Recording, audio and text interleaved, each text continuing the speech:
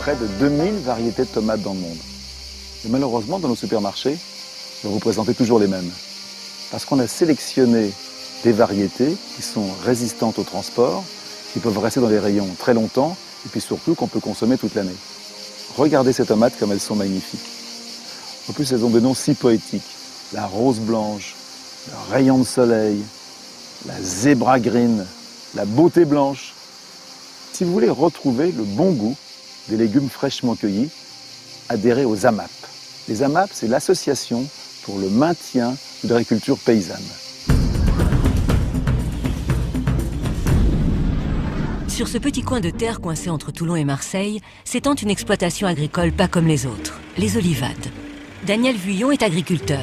Pendant des années, il a cultivé des salades pour les grandes surfaces. Et puis un jour, lors d'un voyage à New York, il a ramené dans ses valises un concept qu'il a adapté à la France.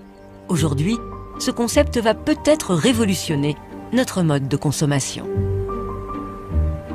On était allé voir une de nos filles qui travaillait à Manhattan. Puis on a vu une distribution de légumes dans une cour d'église, on se demandait ce qui se passait. On a observé que les légumes étaient de grande qualité. Et puis il y avait des gens qui rentraient, qui prenaient des légumes, qui partaient. Il n'y avait pas de mouvement d'argent, ni rien du tout.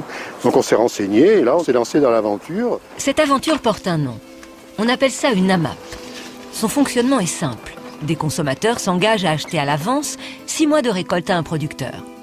Connaissant le nombre de ses clients, le producteur, lui, cultive en juste quantité. Un producteur qui s'engage à cultiver sans engrais ni pesticides des fruits et légumes de qualité. La MAP permet aussi de remettre au goût du jour des espèces rares et oubliées qu'on ne trouve plus en supermarché. Sur Terre, on a 800 aubergines différentes, par exemple.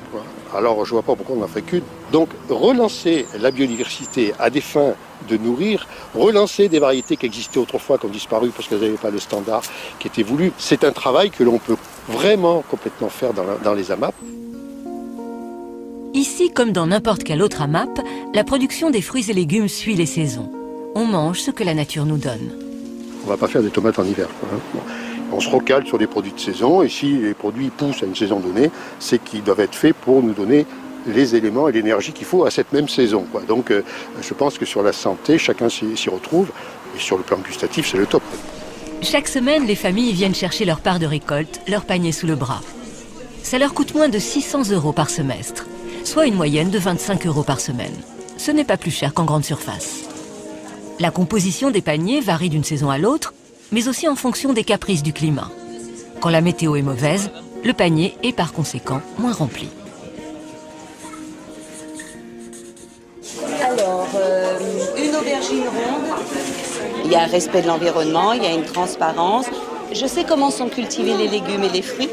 C'est important qu'on préserve des terres, c'est important que des agriculteurs aient envie de se remettre à travailler la terre, qu'on leur en donne les moyens.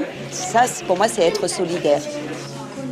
En AMAP, le consommateur accepte donc de prendre des risques par solidarité. Car à la différence des grandes surfaces, ici on sait à qui l'on vend et qui produit. Pour Denise Vuillon, c'est un élément essentiel du concept. À chaque fois qu'on ramasse, on sait qu'on va ramasser pour madame, monsieur, mademoiselle, celle qui est enceinte, celle qui a déjà accouché. On a vraiment, nous aussi, on met le visage des gens vraiment sur le produit aussi. Le dernier avantage de ce système est celui de la proximité. Ici, on ne dépense pas de pétrole pour se nourrir.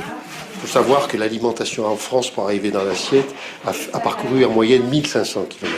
On sait que pour transporter 1 tonne de marchandises par avion, il faut 3 tonnes d'équivalent carbone. Tout ça pour nous amener le caprice d'une promotion de raisin au mois de mars. En France, les AMAP nourrissent déjà plus de 600 000 personnes. Une goutte d'eau comparée aux 9 milliards d'individus à venir. 9 milliards de personnes, il va falloir quand même les nourrir. Si on fait exploser la planète pour les nourrir à l'instant donné, ça veut dire que c'est foutu après eux. Donc c'est très très important de faire en sorte que l'acte de nourrir permette de nourrir aujourd'hui, tout en préservant les capacités que peut avoir la planète à nourrir ceux qui viendront après. Ces AMAP ont un succès foudroyant. Leur nombre double tous les 6 mois. On en compte plus de 1000 aujourd'hui. C'est une nouvelle façon de renouer le lien avec les agriculteurs.